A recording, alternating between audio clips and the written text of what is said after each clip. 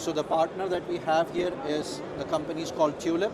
Yep. Tulip is a part of the NVIDIA Inception program, which is for startups to benefit from all the NVIDIA libraries and toolkits. So the Tulip platform is called FactoryTalk, Yep. which is the operational intelligence platform that combines all of these different feeds and inputs to provide real-time operational intelligence to our customers. To create a whole solution for the complete factory That's right. and to have not only a single task. That's right. Exactly. Ronnie, right now we get a general overview, so please show your solution in detail. Sure.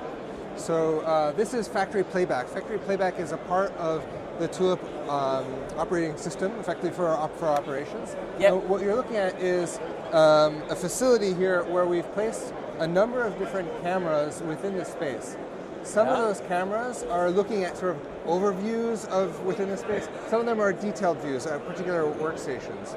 Yep. What we're doing with the video data that's being collected here is all of this is being processed by a visual language model on an NVIDIA hardware using the VSS and Metropolis platform.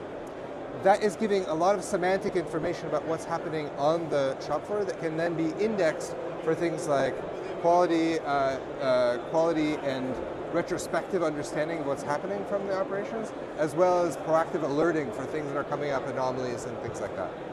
So you're showcasing how the worker should mount the parts. It could be something like that, like operational adherence to things. It could be even much simpler things like we have a customer that wants to know when is there a gathering of people on the shop floor, because that is indicative, sort of an early indicator that something may be awry, and then you want to take a look. Maybe it's better to show something. Yeah, let's dive into it a little bit deeper.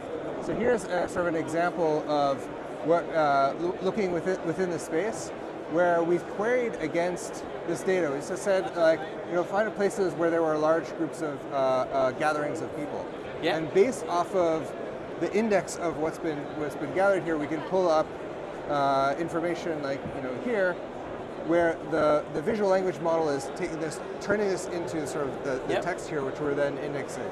So it gives us a fast way to look into sort of researching much more complex information that is can be more freeform. In a sense, it's a way to create an ephemeral sensor, a sensor which exists that I'm programming the sensor just with natural language through a prompt.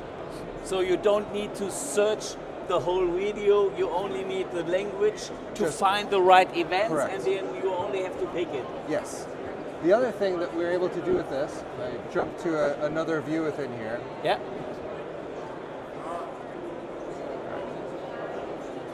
So I can create, I can prompt this vision language model with a question.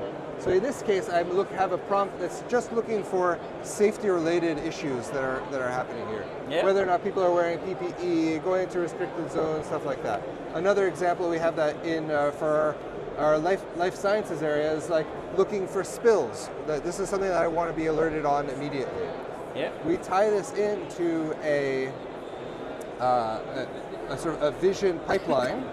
So in this case, looking for these spills. So here I've annotated the work surface that I care about, and I can attach that to a pipeline. Find my mouse. So in this case, every 30 seconds, it's going to run that particular query against it. Yeah. I can trigger this off of different kinds of events. I can say when a particular object is detected, or when a machine has output a particular signal. That's when I want to run my query on the video, and then take that query, and now that it's been turned into a time series, I can take action off of that. So in this case, I have that going to send out a MQTT event, or send out a Tulip table to talk to Tulip in the cloud, to then take that and drive an automation that will signal to someone, hey, the cleanup crew needs to come, there's been a spill. And what are the main customer advantage by using your technology? Yeah, so there's a couple of different use cases that people are driving. Yep. One of them is in the retrospective side of things. They're interested in understanding root cause analysis. And a quality issue is, and it's saying, hey, downtime, what happened? what is effectively the, giving a much more detailed context around what is the history of the product that's being manufactured. The second one is purely operational performance and optimization for it.